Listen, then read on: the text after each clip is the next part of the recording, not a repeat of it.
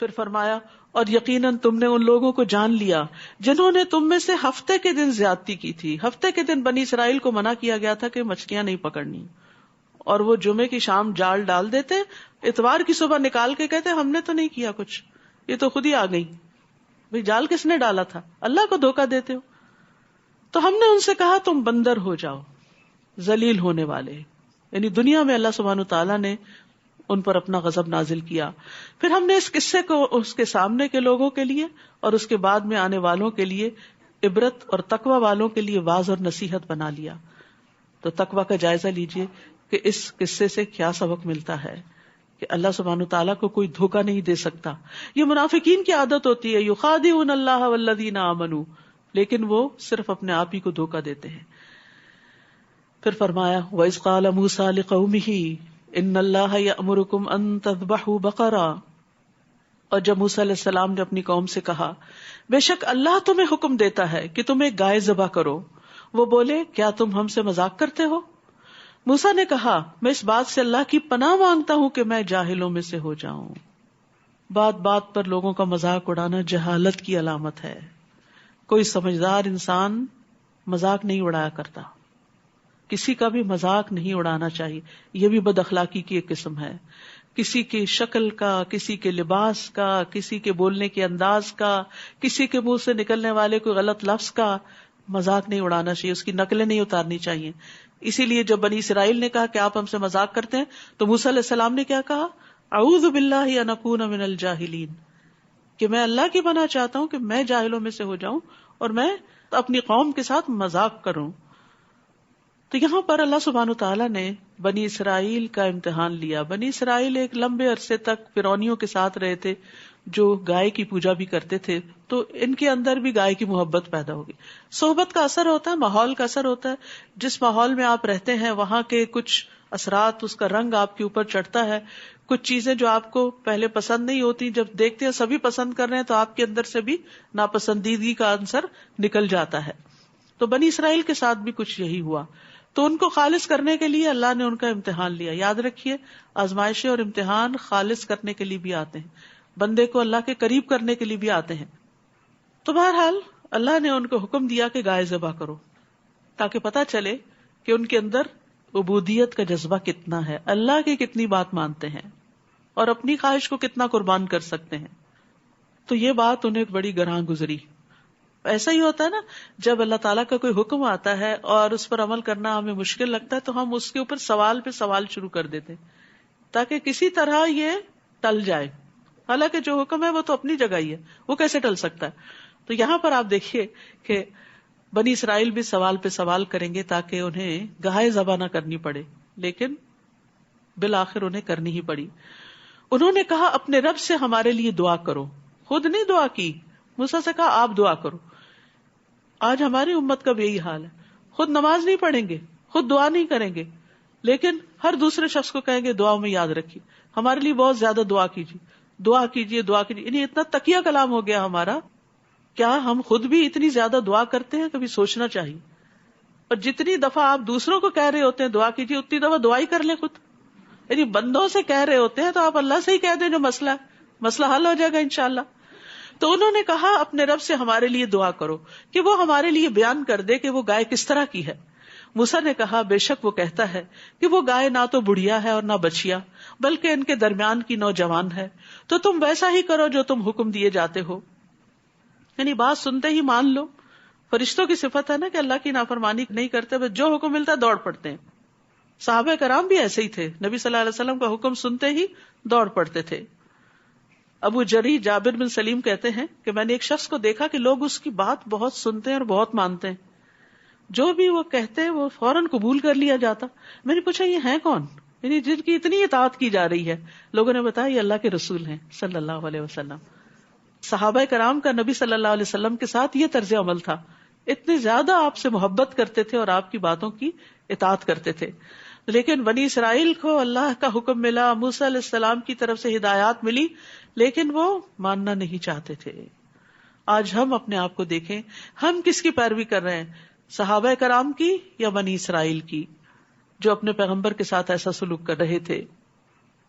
انہوں نے کہا تم اپنے رب سے ہمارے لیے دعا کرو. دوبارہ وہی بات کہی کہ وہ ہمارے لیے بیان کر دے کہ اس کا رنگ کیسا ہے. موسیٰ نے کہا بے شک وہ فرماتا ہے کہ وہ گائے گہرے زرد رنگ کی ہے, اس کا رنگ چمکتا ہے جو دیکھنے والوں کو خوش کر دیتا ہے. لیکن ابھی بھی تسلی نہیں ہوئی, پھر آ گئے. انہوں نے کہا تم اپنے رب سے ہمارے لیے دعا کرو, وہ ہمارے لیے بیان کر دے, کھول کے بتا دے وہ کس طرح کی ہے. بے شک سب گائے ہمیں ایک دوسرے سے مشابہ معلوم ہوتی, اور بے شک اگر اللہ نے چاہا تو ہم ضرور راہ پانے والے ہیں. یہاں انشاءاللہ کہہ دیا, اسی وجہ سے پھر وہ گائے مل بھی گئی ان کو, جو بڑی بھاری قیمت دے کے لینی پڑی. موسیٰ علیہ السلام بھی ان کے سوالوں سے اکتائے نہیں, یہ نہیں کہا جاؤ جاؤ بس میں مزید نہیں بات کروں گا. جو وہ پوچھتے گئے بتاتے گئے. کہا بے شک وہ اللہ کہتا ہے وہ گائے کام کرنے والی نہ ہو کہ زمین میں ہل جوتتی ہو اور نہ کھیتی کو پانی پلاتی ہو, صحیح سلامت ہو کہ اس میں کوئی داغ نہ ہو, خوبصورت بھی ہو. کہنے لگے اب تم حق لائے ہو. یہ کیا مزید کوئی سوال رہا نہیں تھا. بس انہوں نے اسے ذبح کیا اور لگتا نہ تھا کہ وہ ایسا کریں گے. موسیٰ علیہ السلام نے تو پہلی بار ہی حق بیان کر دیا تھا کہ اللہ نے حکم دیا ایسا کرو, لیکن یہ ان کی جہالت تھی کہ وہ ان کو حق نہیں لگا, لیکن اپنی حجت بازیوں کے بعد جو بات سامنے آئی اب ان کو حق محسوس ہوئی. تو جب انہوں نے کثرت سوال سے اپنے لیے کام مشکل بنایا تو پھر مشکل میں پڑ گئے. جب انہوں نے اپنے اوپر سختی کی سوال کر کر کے تو اللہ نے بھی ان پر سختی کی, مزید شرائط بتاتے گئے.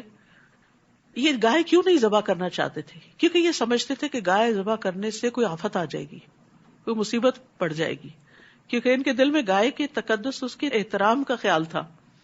تو معاملہ اس کے بالکل برعکس ہوا. انہی دنوں ان کی بستی میں ایک واقعہ پیش آیا کہ ایک شخص کو کسی نے قتل کر دیا اور قاتل کا کوئی پتہ نہیں مل رہا تھا. تو آپس میں ایک دوسرے پہ الزام تراشی ہو رہی تھی, لڑائی جھگڑا ہو رہا تھا. موسیٰ علیہ السلام کو اللہ تعالیٰ نے حکم دیا اور پھر انہوں نے آگے انہیں بتایا کہ تم اس گائے کا ایک حصہ جو ہے اس مقتول کے جسم پہ مارو. تو ایسا ہی کیا گیا. تو مقتول اٹھ کے بیٹھ گیا اور اس نے کہا مجھے فلاں نے قتل کیا. تو یہ گائے کا ذبح کیا جانا ان کے لیے باعث رحمت ہو گیا. تو اس سے کیا پتا چلتا ہے کہ انسان توہمات سے نکلے, جو اللہ تعالیٰ نے احکامات دیے ان کو خوشی سے کرے, کبھی نقصان نہیں ہوگا. وَإِذْ قَتَلْتُمْ نَفْسًا فَادَّارَأْتُمْ فِيهَا وَاللَّهُ مُخْرِجٌ مَا كُنْتُمْ تَكْتُمُونَ. اور جب تم نے ایک شخص کو قتل کر دیا پھر تم اس کے بارے میں باہم جھگڑنے لگے اور اللہ اسے ظاہر کرنے والا تھا جو کچھ تم چھپا رہے تھے. تو ہم نے کہا اس مقتول کو اس گائے کے بعض حصے سے ضرب لگاؤ, اسی طرح اللہ مردوں کو زندہ کرے گا اور وہ تمہیں اپنی نشانیاں دکھاتا ہے تاکہ تم عقل سے کام لو. یعنی یہ اللہ کی نشانی تھی. ثم قست قلوبکم من بعد ذلک فہی کالحجارہ او اشد قسوہ. پھر اس کے بعد تمہارے دل سخت ہو گئے گویا وہ پتھروں کی طرح ہیں, یا ان سے بھی زیادہ سخت, پتھروں سے بھی سخت. اور بے شک بعض پتھر تو وہ ہیں کہ ان میں سے نہریں پھوٹ نکلتی ہیں, اور بے شک ان میں سے کچھ ایسے ہوتے ہیں جو پھٹ پڑتے ہیں اور ان میں سے پانی نکل آتا ہے, اور بلا شبہ ان میں سے کچھ ایسے ہوتے ہیں کہ وہ اللہ کے خوف سے گر پڑتے ہیں, اور اللہ اس سے غافل نہیں جو بھی تم عمل کرتے ہو. یہاں دراصل 3 طرح کے پتھروں کی بات کی گئی جو 3 طرح کے انسانوں کو ریپرزینٹ کر رہے ہیں. پہلی قسم کے پتھر کیسے ہیں کہ جن سے نہریں پھوٹ نکلتی ہیں, اور یہ ایسی جگہوں پر ہوتا ہے جہاں پر زمین کے اندر بہت سا پانی جمع ہو جاتا ہے اور وہ اتنا زیادہ ہو جاتا ہے کہ اوور فلو کرنے لگتا ہے اور وہاں سے اسپرنگز پھوٹ پڑتے ہیں. تو بعض لوگ ایسے ہوتے ہیں کہ جن کے اندر خیر جمع ہوتی جاتی ہے, وہ نالج ایکیومولیٹ کرتے رہتے ہیں, علم حاصل کرتے رہتے ہیں, ان کے اندر نیکی کے جذبات ابھرتے رہتے ہیں, دین سے محبت آتی جاتی حتیٰ کہ وہ پھر ایسے نکلتی ہے کہ نہروں کی طرح, جس سے بے شمار لوگ فائدہ اٹھاتے ہیں. تو پتھروں کے بھی بہت فائدے ہیں, یعنی کچھ لوگ اس خیر کے حامل ہوتے ہیں. کچھ راکس ایسی ہوتی ہیں کہ جو پانی جذب کرتی رہتی ہیں اور ان کے اندر پانی چلا جاتا ہے, بڑی بڑی راکس ہوتی ہیں, اور جب ان کو کوئی بڑی چوٹ لگتی ہے, کوئی زلزلہ آتا ہے یا کوئی ایسا چیز ہوتی ہے تو ان کے اندر کریک ہو جاتے ہیں. جب کریک ہوتے ہیں تو ان کے اندر سے پانی پھوٹ نکلتا ہے اور چشمے بہہ جاتے ہیں. تو کچھ لوگ ایسے ہوتے ہیں جو جذب کرتے رہتے ہیں خیر کو, علم کو, لیکن وہ ذرا اور ڈیپ ڈاؤن اندر ہی ہوتا ہے, جلدی سپرنگز کی طرح باہر نہیں آتا, پہلی قسم کی طرح نہیں ہوتا. لیکن جب ان کی زندگی میں کوئی حادثہ آتا ہے, کوئی چوٹ پڑتی ہے, کسی چیز کی ضرب ان کو لگتی ہے, تو وہ کریک آتا ہے تو وہ ان کی خیر باہر آ جاتی ہے. اور تیسری قسم کے پتھر کون سے ہوتے ہیں کہ جب لینڈ سلائڈنگ ہوتی ہے, جب کوئی زلزلہ وغیرہ آتا ہے یا گریویٹیشنل پل کی طرف کوئی پتھر لڑکنے لگتا ہے تو وہ اللہ کی خشیت سے لڑک رہا ہوتا ہے. بظاہر اس کے وہ اسباب کے ساتھ ہی لڑک رہا ہے لیکن اس کے اندر بھی اللہ کی خشیت ہوتی. تو کچھ لوگ ایسے ہوتے ہیں کہ جو راکس کی طرح, پتھروں کی طرح بہت سٹبن نظر آ رہے ہوتے ہیں, لیکن پھر ان کے دل میں جب اللہ کا خوف آتا ہے تو اللہ کے آگے جھک جاتے ہیں, گناہوں سے توبہ کر لیتے ہیں. تو پتھر بھی آنسو بہاتے ہیں, پتھر بھی خیر پہنچاتے ہیں, پتھر بھی پانی نکالتے ہیں, اور پانی زندگی ہے, پانی سے ہر زندہ چیز پیدا ہوئی ہے. تو اسی طرح انسانوں کے بارے میں ججمنٹل نہیں ہونا چاہیے. ہو سکتا ہے آپ کا کوئی بچہ آپ کو راک کی طرح نظر آتا ہو کہ وہ آپ کی باتیں سن کے کوئی ری ایکشن ظاہر نہیں کر رہا, کہیں سے اثر نہیں نظر آ رہا کہ اس کے اندر کوئی خیر ہے. لیکن کیا ہوتا ہے کہ فیملی میں کسی کی ڈیتھ ہو جاتی ہے یا آپ تربیت کرنے والے ہی دنیا سے چلے جاتے ہیں تو وہ ٹوٹ پڑتے ہیں اور ان کے اندر کی خیر باہر آتی ہے اور وہ بہترین انسان بن جاتے ہیں. تو کبھی بھی مایوس نہ ہو, خیر کے کام کرتے چلے جائیں. یہاں سے تربیت اولاد کی ٹپس لیں کہ آپ اچھے انسان تھے, آپ کو خیر ملتی رہی, اب آپ خیر بانٹنا شروع ہو گئے, لیکن ابھی آپ کے بچے اس معیار پہ نہیں. یعنی جو ماں دین کی طرف آ جاتی ہے اس کا کیا دل چاہتا ہے کہ بس بچے فوراً نمازی ہو جائیں, فوراً وہ مسجد جانا شروع کر دیں, وہ قرآن سمجھ لیں, وہ یہ کریں وہ کریں, نیکی کے بڑے بڑے کام کریں. لیکن بظاہر یوں لگتا ہے خون جگر جلا رہے ہیں, اثر کچھ ہو نہیں رہا. بالکل مایوس نہیں ہونا, وہ ابھی جذب کر رہے ہیں. ایک وقت آئے گا کہ وہ خیر باہر نکلے گی. خیر ہی لاتی ہے, خیر سے شر نہیں نکلتا. اگر آپ خیر بانٹ رہے ہیں, دوسروں کو دے رہے ہیں, گھر والوں کو دے رہے ہیں, آپ کا معاملہ اچھا ہے, آپ کا اخلاق اچھا ہے, آپ ان کی خیر خواہی چاہتے ہیں, تو یہ کیسے ہو سکتا ہے کہ ان کے اندر سے شر پھوٹے؟ آپ خیر کرنے والے رہیں, یعنی نیکی چھوڑے نہیں. یہ نہیں کہ بہت دعائیں مانگ لی اب تو دعا قبول نہیں ہوتی, اتنا کچھ بتایا, اتنا کچھ سمجھایا, وہ میری تربیت کا کیا ہوا, وہ سب کچھ کہاں گیا, لگتا ہے کچھ فائدہ نہیں, بس میرا خیال ہے کہ میں اب اس کام سے باز ہی آؤں. نہیں, چھوڑنا نہیں, خیر عام کرتے جانا ہے, خیر کا ماحول گھر میں پیدا کرنا ہے. جو پتھر پانی جذب نہ کرے وہ نکالیں گے کہاں سے؟ تو پتھروں کی طرح سٹبن ہی صحیح, لیکن ان میں بھی خیر ہوگی انشاءاللہ. لیکن کچھ لوگ ایسے ہوتے ہیں کہ جو اس سے آگے کے درجے پہ چلے جاتے ہیں, کہ جو اللہ کے آگے جھکتے نہیں, اللہ کی خشیت ان کے اندر نہیں آتی. تو اللہ تعالیٰ سے ہمیں دعا کرنی چاہیے کہ یا اللہ تو ہمارے دلوں کو سخت نہ کرنا, اور ہمیں اپنی آیات سے, اپنے قرآن سے نصیحت حاصل کرتے رہنے کی توفیق عطا فرمانا, اور ہمیں ہماری خواہشات کے شر سے بچانا. ابن قیم کہتے ہیں دل کو بگاڑنے والی 5 چیزیں ہیں. یعنی دل کہاں سے خراب ہوتے ہیں, کیونکہ یہاں دلوں کو پتھروں سے تشبیہ دی گئی ہے نا. دل کو بگاڑنے والی 5 چیزیں ہیں. لوگوں سے زیادہ گھل مل کے رہنا, ہر وقت سوشلائز کرنا, ہر وقت لوگوں کے بیچ میں ہونا. اس سے کیا ہوتا ہے کہ منہ سے کبھی کوئی بات نکلتی ہے, کبھی کوئی. دوسرے خواہش پرستی, صرف وہ کام کرنے جو دل کو اچھے لگے. پھر اللہ کے علاوہ سے دلی تعلق زیادہ رکھنا, یعنی اللہ سے بڑھ کے کسی سے محبت کرنا, زیادہ کھانا, زیادہ سونا, یہ چیزیں دل کو بگاڑ دیتی ہیں. اور پھر جب دل بگڑ جاتا ہے تو جیسے انسان کا معدہ بگڑ جائے نا, وہ سونا بھی کھا لے تو اس کو فائدہ نہیں ہوتا, وہ ڈائجسٹ ہی نہیں کرتا. تو اسی طرح جب دل بگڑ جاتا ہے تو اچھی سے اچھی بات اس دل پہ پھر اثر نہیں کرتی. پھر فرمایا افتطمعون ان یؤمنوا لکم, کیا بھلا تم امید رکھتے ہو کہ وہ تمہاری بات مان لیں گے؟ یعنی بنی اسرائیل سے تم امید رکھتے ہو کہ وہ محمد صلی اللہ علیہ وسلم کو مان جائیں گے, تمہاری کتاب کو مان جائیں گے. حالانکہ ان میں سے ایک فریق کے لوگ اللہ کا کلام یعنی تورات سنتے ہیں, پھر اس کو سمجھ لینے کے بعد وہ اس میں تحریف کر دیتے ہیں. یعنی انہوں نے تو اپنی کتاب کو بدل ڈالا ہے, حالانکہ وہ جانتے ہیں. اور جب وہ ان لوگوں سے ملتے ہیں جو ایمان لائے تو کہتے ہیں ہم بھی ایمان لائے. اور جب وہ آپس میں ایک دوسرے کے ساتھ اکیلے ہوتے ہیں تو کہتے ہیں کیا تم ان کو وہ باتیں بتا رہے ہو جو اللہ نے تم پر کھولی ہیں, تاکہ وہ اس کے بارے میں تمہارے رب کے ہاں تم سے حجت کریں؟ کیا پھر تم عقل سے کام نہیں لیتے؟ کیا بھلا یہ لوگ نہیں جانتے کہ بے شک اللہ سب جانتا ہے, جو وہ چھپاتے ہیں اور جو کچھ وہ ظاہر کرتے ہیں. اور ان میں سے بعض ان پڑھ ہیں جو کتاب کا علم نہیں رکھتے. کس کو ان پڑھ کہا جا رہا ہے؟ آیت نمبر 78, وَمِنْهُمْ أُمِّيُّونَ لَا يَعْلَمُونَ الْكِتَابَ. ان میں سے کچھ امی ہیں، ان پڑھ ہیں، جو کتاب کا علم نہیں رکھتے. الکتاب کا، اللہ کی طرف سے آئی ہوئی کتاب کا علم نہ رکھنا انسان کو جاہل بنا دیتا ہے. دنیا کی بڑی سے بڑی ڈگریاں بھی آپ کے پاس ہوں، لیکن اگر آپ کو نہیں پتا آپ کے رب نے آپ کے لیے کیا حکم دیا ہے تو یہ سراسر جہالت ہے. فرمایا اور ان میں سے بعض ان پڑھ ہیں جو کتاب کا علم نہیں رکھتے سوائے جھوٹی آرزوؤں پر بھروسے کے، اور وہ صرف گمان سے کام لیتے ہیں، یعنی ان کے علم کی بنیاد ان کا گمان ہوتا ہے یا صرف دنیا کے تجربات ہوتے ہیں. فویل للذین یکتبون الکتاب بایدیہم، تو ہلاکت ہے ان لوگوں کے لیے جو اپنے ہاتھوں سے کتاب لکھتے ہیں پھر کہتے ہیں یہ اللہ کی طرف سے ہے تاکہ اس کے بدلے معمولی قیمت لے لیں. بس ہلاکت ہے ان کے لیے بوجہ اس کے جو ان کے ہاتھوں نے لکھا، اور ہلاکت ہے ان کے لیے بوجہ اس کے جو وہ کمائی کر رہے ہیں. اور وہ کہتے ہیں ہمیں دوزخ کی آگ ہرگز نہیں چھوئے گی مگر گنتی کے چند دن. عقائد کی خرابی. کہہ دیجئے کیا تم نے اللہ سے کوئی عہد لے رکھا ہے تو اللہ اپنے عہد کے ہرگز خلاف نہ کرے گا، یا تم اللہ کے بارے میں وہ کہتے ہو جو تم علم نہیں رکھتے.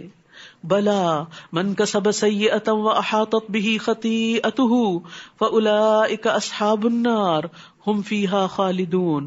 ہاں جس نے کوئی برائی کمائی اور اس کی برائی نے اسے گھیر لیا، یعنی برائی کے چنگل میں پھنس گیا، تو یہی لوگ آگ والے ہیں اور وہ اس میں ہمیشہ رہنے والے ہیں.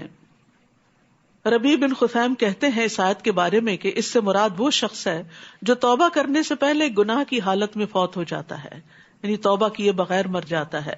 یاد رکھیے چھوٹے چھوٹے گناہ مل کر بہت بڑا ڈھیر بن جاتے ہیں جو جلا دینے کے لیے کافی ہیں. اس لیے انسان کو اللہ سے ڈرتے رہنا چاہیے اور دن میں کثرت سے استغفار کرنی چاہیے کہ یا اللہ ہمارے چھوٹے بڑے سب گناہوں کو معاف فرما دے. والذین آمنوا وعملوا الصالحات اولئک اصحاب الجنہ ھم فیہا خالدون. اور جو لوگ ایمان لائے اور انہوں نے نیک اعمال کیے وہی جنت والے ہیں، وہ اس میں ہمیشہ رہنے والے ہیں. وَإِذْ أَخَذْنَا مِيثَاقَ بَنِي إِسْرَائِيلَ لَا تَعْبُدُونَ إِلَّا اللَّهَ وَبِالْوَالِدَيْنِ إِحْسَانًا وَذِي الْقُرْبَى وَالْيَتَامَى وَالْمَسَاكِينِ وَقُولُوا لِلنَّاسِ حُسْنًا وَأَقِيمُوا الصَّلَاةَ وَآتُوا الزَّكَاةَ ثُمَّ تَوَلَّيْتُمْ إِلَّا قَلِيلًا مِّنكُمْ وَأَنتُمْ مُعْرِضُونَ. اور جب ہم نے بنو اسرائیل سے پختہ عہد لیا کہ اللہ کے سوا کسی کی عبادت نہ کرنا، اور ماں باپ، رشتہ داروں، یتیموں اور مسکینوں کے ساتھ حسن سلوک کرنا، اور لوگوں سے اچھی باتیں کہنا، اور نماز قائم کرنا اور زکوٰۃ ادا کرنا، تو تم میں سے تھوڑے لوگوں کے سوا سب اس عہد سے پھر گئے اور تم ہو ہی منہ موڑنے والے. بنی اسرائیل سے عہد لیا گیا، ہمیں کیوں بتایا گیا ہے کہ یہ بھی کرنے کے کام ہیں؟ کیا؟ صرف ایک اللہ کی عبادت، یہ اللہ کا حق ہے. اللہ کے بعد سب سے بڑا حق والدین کا ہے. کیا حق؟ کہ ان کے ساتھ احسان کیا جائے. اور احسان برابر کے جوابی بدلے کو نہیں کہتے کہ جیسا سلوک وہ کریں ویسا تم ان سے کرو. یعنی اگر وہ ڈانٹ کے بات کریں تو تم بھی ڈانٹ کے بات کرنا شروع کر دو، اور اگر وہ اچھے سے بات کریں تو تم بھی اچھی بات کرو. نہیں، والدین جو بھی کریں تم ان کے ساتھ اچھا ہی کرو گے. اور نہ صرف والدین کے ساتھ، باقی رشتہ داروں کے ساتھ بھی، یتیموں اور مسکینوں کے ساتھ بھی، کیونکہ وہ سوسائٹی کا وہ طبقہ ہے کہ جن کی طرف عموماً توجہ نہیں کی جاتی، ان کو امپورٹنس نہیں دی جاتی، ان کے ساتھ حسن سلوک نہیں کیا جاتا. اور پھر سب سے بڑا حسن سلوک کیا ہے جس پر کچھ خرچ نہیں آتا؟ وَقُولُوا لِلنَّاسِ حُسْنًا، لوگوں سے اچھی طرح بات کرو، خوش اخلاقی، اچھی گفتگو، یعنی قولی احسان بھی اور فعلی احسان بھی. نرم گفتگو اور اچھا اخلاق جو ہے یہ بھی ایک صدقہ ہے. الکلمۃ الطیبۃ صدقہ. نبی صلی اللہ علیہ وسلم نے فرمایا سلام کو عام کرنا، اچھا کلام کرنا ایسے اعمال ہیں جو بخشش کو واجب کر دیتے ہیں. یعنی ہر ایک کو سلام کرنا اور اچھی طرح بات کرنا دوسروں سے، کسی کی بات سن لینا، اس کو جواب دے دینا، بغیر ٹانٹ کیے، بغیر طنز کیے، بغیر تانے دیے، بغیر کسی کے قصور یا اس کی غلطیوں کو یاد کرائے، بغیر چیخے چلائے، اور بات کے اندر سچائی بھی ہو. یعنی بات بھی درست ہو اور اس کی پریزنٹیشن بھی درست ہو، عمدہ ہو، خوبصورت ہو. حسن سے ہے، حسن خوبصورتی کو کہتے ہیں. یعنی اچھی طرح بات کرو اور پھر اس کے بعد نماز بھی قائم کرو، زکوٰۃ بھی دو. عموماً کیا ہوتا ہے جب ہم اچھے اخلاق پہ اسٹریس کرتے ہیں تو نماز روزہ زکوٰۃ بھول جاتے ہیں، اور جب ہم نمازی بن جاتے ہیں صدقہ خیرات کرتے ہیں تو ہم لوگوں کے ساتھ پھر اچھی طرح بات نہیں کرتے. تو مکمل دین. فرمایا پھر تم اس سے پھر گئے اور تم منہ پھیرنے والے ہو. آج اس حکم کو کیا ہم نہیں جانتے کہ یہ ہمارے دین کا حصہ ہے؟ آج یہ سب کچھ پڑھنا دراصل اپنے آپ کو یاد دہانی کرانا ہے. ہم نے پہلا سپارہ پہلے بھی پڑھا ہوا، ہم جانتے ہیں اس میں کیا لکھا ہوا ہے، لیکن دوبارہ کیوں پڑھنے کی ضرورت ہے؟ نبی صلی اللہ علیہ وسلم ہر سال جبریل علیہ السلام کے ساتھ کیوں دور کیا کرتے تھے؟ کیونکہ قرآن کو دہرانے سے انسان کے موٹیویشنل لیول بھی ہائی ہوتا ہے، ایمان بڑھتا ہے، عمل کی طاقت ملتی ہے انسان کو. پھر فرمایا اور جب ہم نے تم سے پختہ عہد لیا کہ تم باہم اپنے خون نہ بہانا اور اپنے لوگوں کو ان کے گھروں سے نہ نکالنا، تو تم سب نے اقرار کر لیا اور تم اس بات کے گواہ ہو. پھر تم وہی لوگ ہو کہ اپنے ہی لوگوں کو قتل کرتے ہو اور اپنے میں سے ایک فریق کو ان کے گھروں سے نکال دیتے ہو. تم ان کے خلاف گناہ اور زیادتی کے ساتھ دوسروں کی مدد کرتے ہو، اور اگر وہ تمہارے پاس قیدی ہو کر آئیں تو فدیہ دے کر ان کو چھڑا لیتے ہو، حالانکہ ان کا نکال دینا ہی تم پر حرام کیا گیا تھا. کیا تم کتاب اللہ کے بعض حصے کو مانتے ہو اور بعض کا انکار کرتے ہو؟ یہ نہ بنی اسرائیل کو اجازت تھی اور نہ ہم کو کہ کتاب کا بعض حصہ لے لیں اور بعض کو چھوڑ دیں، صرف پسند کی چیزیں پک اینڈ چوز کر لیں. جو تم میں سے ایسا کریں گے ان کی سزا اس کے سوا اور کیا ہو سکتی ہے کہ دنیا کی زندگی میں رسوائی ہو اور قیامت کے دن وہ شدید ترین عذاب کی طرف لوٹائے جائیں. اور جو کام تم کرتے ہو اللہ اس سے ہرگز غافل نہیں. تو ایمان کا تقاضا کیا ہے کہ انسان پورے کا پورا دین میں داخل ہو، اپنے آپ کو پورے کا پورا اللہ کے سپرد کر دے. یہی وہ لوگ ہیں جنہوں نے آخرت کے بدلے دنیا کی زندگی خرید لی، بس نہ ان سے عذاب ہلکا کیا جائے گا اور نہ ہی وہ مدد دیے جائیں گے. اور بے شک ہم نے موسیٰ علیہ السلام کو کتاب دی اور اس کے بعد پے در پے رسول بھیجے، اور عیسیٰ ابن مریم کو کھلی نشانیاں دی، اور روح القدس جبریل علیہ السلام کے ذریعے ان کی تائید کی. تو کیا بھلا ایسا نہ ہوا کہ جب کبھی تمہارے پاس کوئی رسول ایسی چیز لے کر آیا جسے تمہارے نفس پسند نہ کرتے تھے تو تم نے تکبر کیا، پھر ایک گروہ انبیاء کو تم نے جھٹلایا اور ایک گروہ کو تم قتل کرتے رہے. یعنی یہ دیکھیے کہ بنی اسرائیل کا اخلاقی زوال کس درجے کو پہنچا کہ انبیاء تک کو قتل کرنا شروع کر دیا. وَقَالُوا قُلُوبُنَا غُلْفٌ بَل لَّعَنَهُمُ اللَّهُ بِكُفْرِهِمْ فَقَلِيلًا مَّا يُؤْمِنُونَ. اور انہوں نے کہا کہ ہمارے دل غلافوں میں ہیں، بلکہ اللہ نے ان کے کفر کی وجہ سے ان پر لعنت کی ہے، بس وہ بہت ہی کم ایمان لاتے ہیں. اور جب اللہ کی طرف سے ان کے پاس ایک کتاب آ گئی جو اس کی تصدیق کرنے والی ہے جو ان کے پاس ہے، حالانکہ اس سے پہلے وہ کفر کرنے والوں پر فتح مانگا کرتے تھے، بس جب ان کے پاس وہ چیز آ پہنچی جس کو وہ پہچان گئے تو انہوں نے اس کا انکار کر دیا، بس اللہ کی لعنت ہے انکار کرنے والوں پر. کتنی بری ہے وہ چیز جس کے بدلے انہوں نے اپنے نفس بیچ ڈالے، کہ وہ اس چیز کا انکار کرتے ہیں جو اللہ نے نازل کی محض ضد کی بنا پر کہ اللہ اپنے بندوں میں سے جس پر چاہتا ہے اپنا فضل نازل کرتا ہے. ضد کس بات کی تھی؟ کہ نبوت محمد صلی اللہ علیہ وسلم کو کیوں دے دی گئی. تو وہ غضب بالائے غضب کے ساتھ پلٹے، اور کافروں کے لیے رسوا کن عذاب ہے. اور جب ان سے کہا جاتا ہے اس پر ایمان لاؤ جو اللہ نے نازل کیا، تو وہ کہتے ہیں ہم اسی کو مانیں گے جو ہم پر نازل کیا گیا، اور اس کے علاوہ کا وہ انکار کرتے ہیں، حالانکہ وہ حق ہے اور اس کتاب کی تصدیق کرنے والا ہے جو ان کے پاس ہے. یعنی قرآن میں جو احکامات ہیں ان میں سے بہت سے احکامات تورات کے اندر موجود ہیں. کہہ دیجیے اگر تم ماننے والے ہو تو اس سے پہلے اللہ کے نبیوں کو کیوں قتل کرتے تھے؟ اور یقیناً موسیٰ تمہارے پاس کھلی نشانیاں لے کر آئے، پھر تم نے ان کے بعد بچڑے کو معبود بنا لیا اور تم ہی ظالم ہو. یعنی موسیٰ علیہ السلام تمہارے اندر موجود ہیں اور تم اللہ کو چھوڑ کر بچڑے کو پوجنا شروع کر دو. کتنی حیرت کی بات ہے. اور جب ہم نے تم سے پختہ عہد لیا اور کوہ طور کو تم پر بلند کیا اور حکم دیا کہ جو ہم نے تمہیں دیا ہے اسے مضبوطی سے پکڑ لو اور سنو، تو انہوں نے کہا ہم نے سن لیا اور ہم نے نافرمانی کی، سمعنا و عصینا، ہم نہیں مانیں گے. اور ان کے کفر کی وجہ سے وہ اپنے دلوں میں بچڑے کی محبت پلا دیے گئے. تو یاد رکھیے جب انسان اللہ تعالیٰ کا کوئی حکم نہیں مانتا تو اس کے بدلے کسی فتنے میں پڑ جاتا ہے، وہ ایسی چیزوں کی محبت میں گرفتار ہو جاتا ہے جس میں پڑھ کر وہ اللہ کو بھی بھول جاتا ہے اور اللہ کے احکامات کو بھی بھول جاتا ہے. کہہ دیجئے کتنا برا ہے وہ کام جس کا حکم تمہارا ایمان تمہیں دیتا ہے اگر ہو تم مومن. کہہ دیجئے اگر اللہ کے ہاں آخرت کا گھر تمہارے ہی لیے خاص ہے باقی لوگوں کو چھوڑ کر، تو تم موت کی تمنا کرو اگر تم سچے ہو. ہماری طرح بنی اسرائیل کا بھی یہی عقیدہ تھا کہ جنت ہمارے لیے، جنت میں ہم ہی جائیں گے، اور اگر کسی گناہ کے بدولت گئے بھی چند دن تو وہاں سے نکل آئیں گے.